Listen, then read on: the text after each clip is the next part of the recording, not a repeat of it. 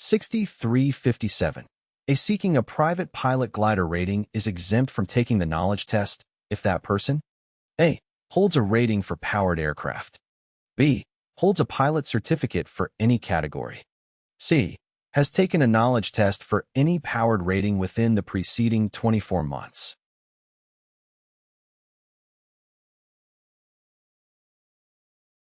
The correct answer is A. When an individual is seeking a private pilot glider rating, they may be exempt from taking the knowledge test if they already hold a rating for powered aircraft. This exemption is granted because the knowledge and understanding of aviation principles and regulations obtained during the training and testing for the powered aircraft rating are considered applicable to glider operations as well. The rationale behind this exemption is that the pilot has already demonstrated their knowledge and understanding of topics such as aerodynamics, meteorology, airspace, regulations, and flight operations through their previous training and testing. By holding a rating for powered aircraft, they have already covered the necessary knowledge requirements for operating an aircraft.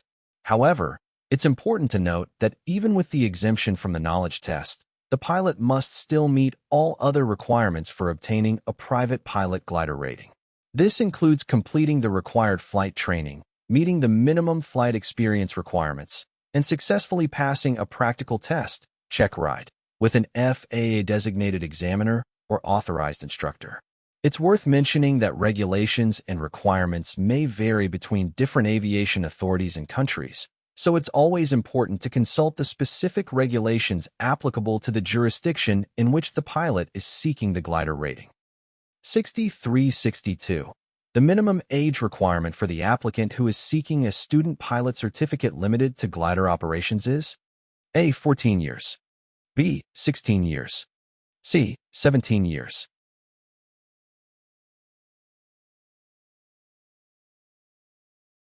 The correct answer is A.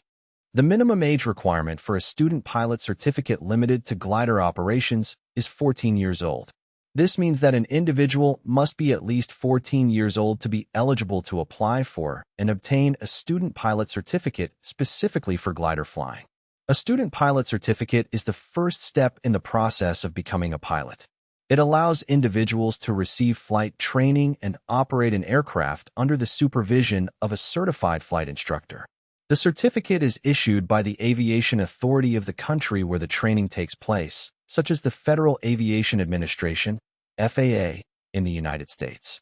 While the minimum age requirement is 14, there may be additional requirements and restrictions that vary from country to country or even within different aviation organizations. It's important to consult the specific regulations and guidelines of the aviation authority overseeing the glider operations to ensure compliance with all requirements. It's worth noting that even though a student pilot certificate allows individuals to fly gliders, additional training, experience, and examinations are necessary to obtain a private pilot certificate or higher certifications for glider operations. 6394-1.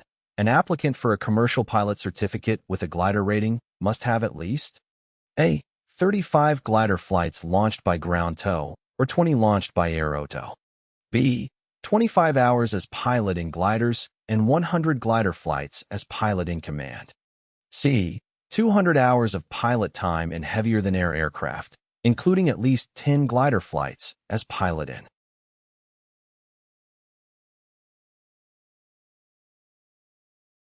The correct answer is B. To qualify for a commercial pilot certificate with a glider rating, an applicant must meet certain flight experience requirements. According to the given options, the correct requirement is to have at least 25 hours as pilot in gliders and 100 glider flights as pilot in command. This means that the applicant must have accumulated a minimum of 25 hours of flight time specifically in gliders. Additionally, they must have served as the pilot in command, PIC, for at least 100 glider flights. The PIC is the individual who has the ultimate responsibility for the safety and operation of the aircraft during the flight. These requirements demonstrate a level of proficiency and experience in glider operations that are necessary for a commercial pilot certificate with a glider rating. It's important to note that these requirements may vary depending on the aviation authority and specific regulations of the country where the certification is being sought. 6396. What requirements must an authorized instructor meet in order to prepare a glider applicant for an initial flight instructor certificate rating? A. Held a flight instructor certificate for 24 months or given 200 hours of flight training. B. Held a flight instructor certificate for 12 months and given a minimum of 80 hours of training. C. Held a flight instructor certificate for at least 24 months and given a minimum of 80 hours of glider training.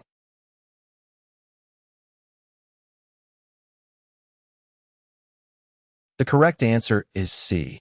To prepare a glider applicant for an initial flight instructor certificate rating, an authorized instructor must meet certain requirements.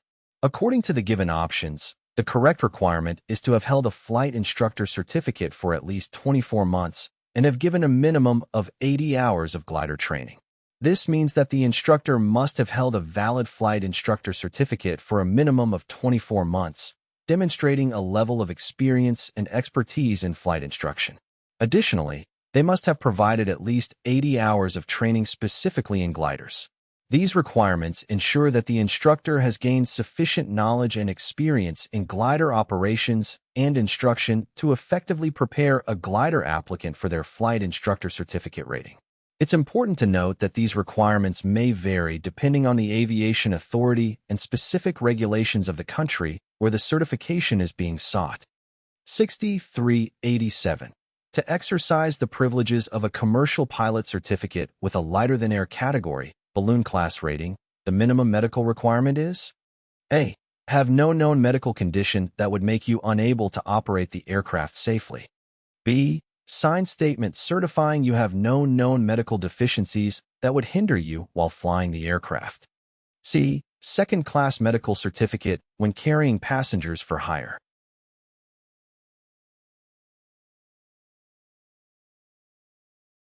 The correct answer is A. When operating under a commercial pilot certificate with a lighter-than-air category, balloon class rating, the medical requirements are outlined by the Federal Aviation Administration, FAA. The FAA requires that the pilot has no known medical condition that would make them unable to operate the aircraft safely. This means that the pilot must be in good physical and mental health, free from any conditions or disabilities that could pose a significant risk during flight. The purpose of this requirement is to ensure that pilots are capable of safely operating a balloon and maintaining the safety of themselves, passengers, and others in the airspace. Unlike some other pilot certifications that require specific medical certificates, such as the first dash, second dash, or third-class medical certificates, the medical requirement for a commercial pilot certificate with a balloon class rating is more focused on the pilot's ability to safely operate the aircraft. There is no specific medical certificate designated for this rating. It's important for pilots to regularly self-assess their medical fitness and ensure they are in compliance with the medical requirements. If a pilot has any doubts about their medical condition or its impact on their ability to fly, it is recommended to consult with an aviation medical examiner, AME.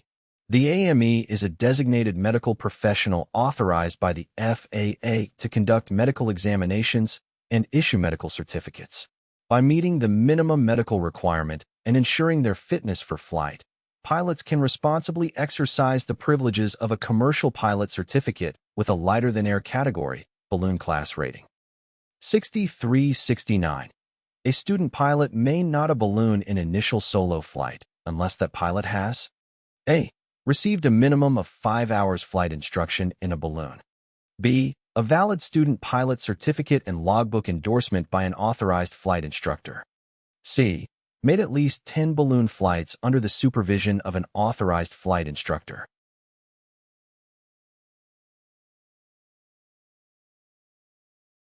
The correct answer is B. Before a student pilot is allowed to conduct their initial solo flight in a balloon, they must meet specific requirements. One of the primary requirements is the possession of a valid student pilot certificate, which is issued by the appropriate aviation authority. This certificate signifies that the student pilot has been authorized to fly solo under specific conditions and limitations. In addition to the student pilot certificate, the student pilot must also have a logbook endorsement from an authorized flight instructor. The endorsement serves as a written approval from the instructor, stating that the student pilot has received the necessary training and is proficient enough to safely operate the balloon on their own. The logbook endorsement is a critical document that demonstrates the student pilot's readiness for solo flight. It indicates that they have completed the required flight instruction, met the necessary flight time requirements, and demonstrated the required skills and knowledge to handle the balloon safely. By ensuring that student pilots have the Student Pilot Certificate and the necessary logbook endorsement, aviation authorities and instructors aim to maintain a high level of safety and competence in balloon operations. These requirements help ensure that student pilots are adequately prepared for their first solo flight and can handle the responsibilities and challenges associated with flying a balloon.